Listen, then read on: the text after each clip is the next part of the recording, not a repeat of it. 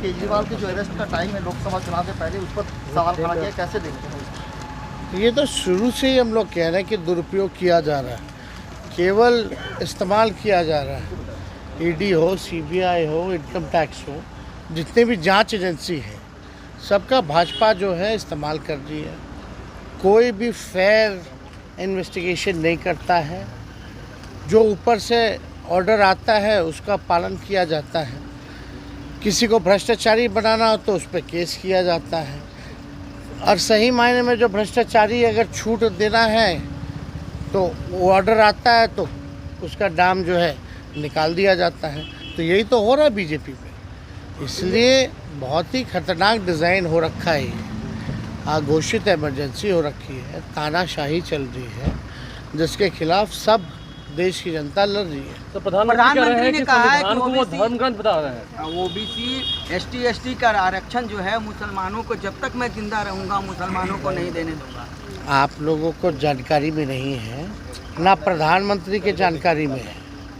जब कर्पूरी ठाकुर जी जब पहली बार मुख्यमंत्री बने थे तो सामाजिक तौर पे जो भी, चाहे किसी धर्म के कोई भी जात हो, जो पिछड़ी लोग थे, उन सबको कर्पूरी जी ने आरक्षण दिया।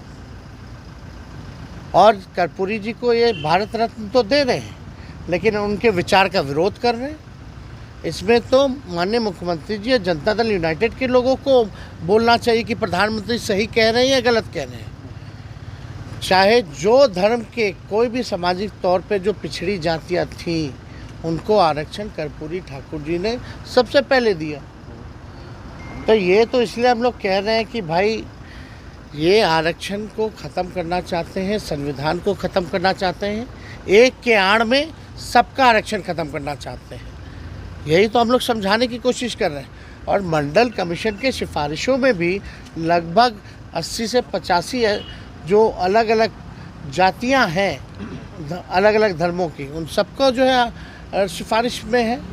तो आप संविधान पर आप कहते हैं सिंह कल आ रहे हैं, फिर जेपी नड्डा आ रहे हैं, छपड़ा, फिर धीरे धीरे तो आना ही है ना, चुनाव में आना ही है सामने सर। चुनाव में तो सब लोग आते ही है ना, लेकिन आ रहे हैं तो घबराए हुए हैं लोग, और जान रहे हैं बिहार से कुछ मिलना नहीं है। पिछले बार 40 में से 39 सांसद दिया, कुछ मिला तो नहीं। 14 में 31 सांसद दिया, कुछ मिला तो नहीं। अरे हम कह रहे हैं, पटना में बैठ के, दिल्ली में बैठ के लोगों को अंदाज़ा नहीं है, मामला बीजेपी का गड़बड़ा गया है। और जो हम पहले दिन से कह रहे हैं, बिहार जो है चौंकाने वाला रिजल्ट देगा, वो दे रहा है। प्रधानमंत्री अयोध्या जा रही है, संविधान पर कह रहे हैं, राष्ट्रपति आज अयोध्या राम मंदिर के दर्शन करने जा रही है।